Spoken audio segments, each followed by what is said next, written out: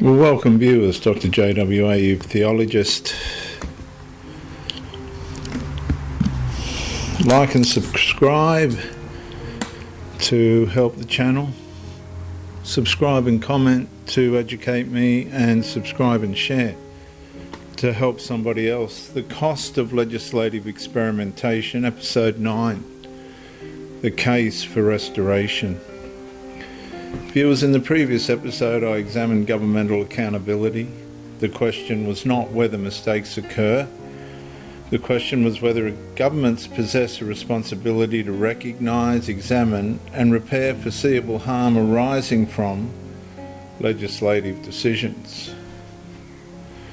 Accountability emerged as the bridge between power and public trust. Every society eventually reaches a moment where it must decide whether it intends to defend a mistake or repair it. The longer a flawed framework remains in place, the harder the repair becomes. Institutions adapt, policies multiply, bureaucracies expand, conflicts deepen, citizens become exhausted. And gradually the abnormal begins feeling normal. And that is the danger.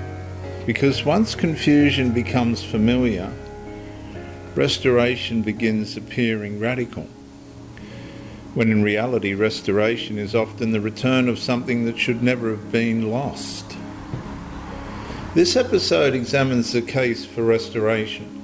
Not revenge, not punishment, not humiliation, restoration. The restoration of legal clarity, the restoration of stable definitions, the restoration of public confidence, the restoration of sex-based protections, the restoration of accountability. The issue is not whether society can move forward. The issue is whether society can move forward while refusing to repair the foundation beneath it. The first argument for restoration is clarity. Law depends upon intelligible categories. Citizens must understand what the law means. Institutions must understand what the law requires. Courts must understand what the law protects. And when definitions become unstable, uncertainty spreads outward through every layer of society.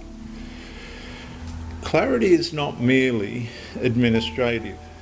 Clarity is protective.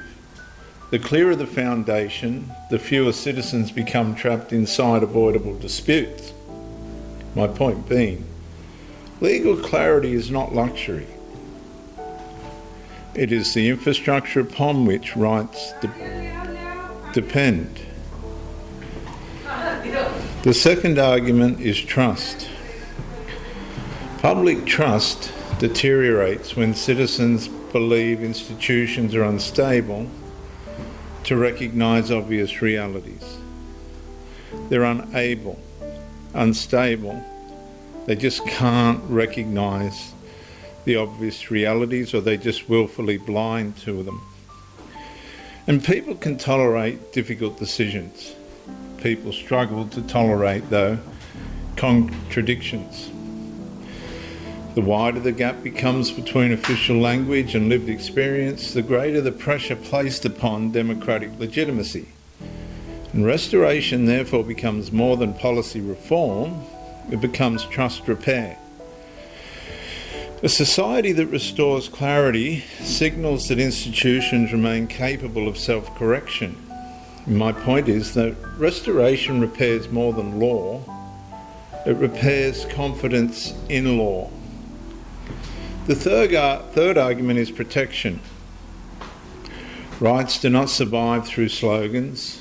Rights survive through boundaries. Women's protections exist because distinctions exist. Privacy exists because distinctions exist. Safeguardings exist because distinctions exist. Sporting categories exist because distinctions exist. And the issue is not whether distinctions are popular. The issue is whether rights remain meaningful once distinctions disappear. Because a right without a boundary eventually becomes an aspiration rather than a protection. My point is, viewers, that the strength of a right is measured by the stability of the boundary protecting it. The fourth argument is prevention.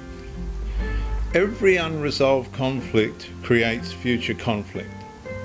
Every ambiguous definition creates future litigation.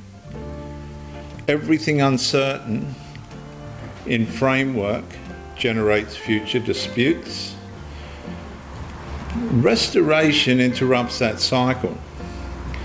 Instead of forcing courts to repeatedly repair uncertainty, Parliament re-establishes certainty.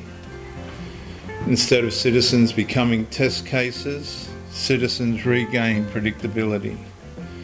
Instead of institutions improvising, institutions regain guidance. And the point of that is the cheapest conflict is the one prevented before it reaches the courtroom.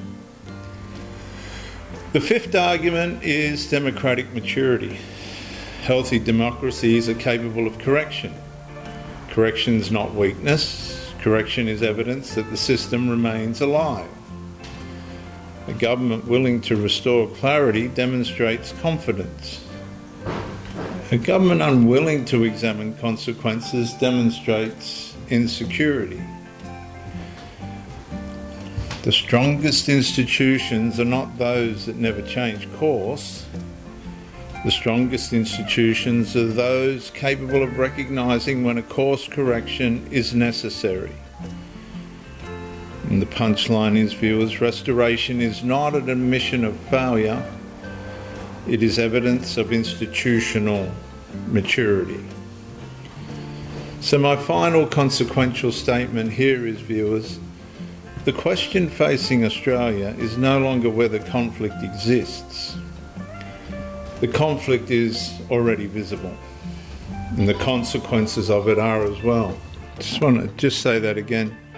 The conflict is already visible.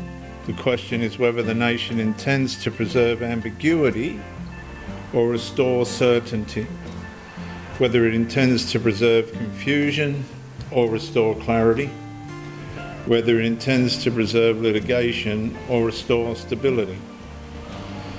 And every major repair begins with recognition that something requiring repair exists. And once that recognition occurs, restoration ceases being optional.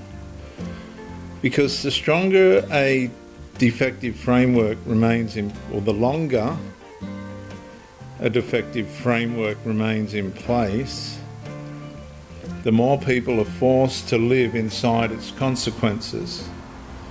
And the issue is not returning to the past. The issue is recovering the stability from the past that's necessary for the future. I'm Dr. J.W. Ayoub, Theologist. Like and subscribe to help the channel. Comment and subscribe to educate me. Subscribe and share to help somebody else. Viewers, I'll see you in the next episode. Redress, compensation and accountability.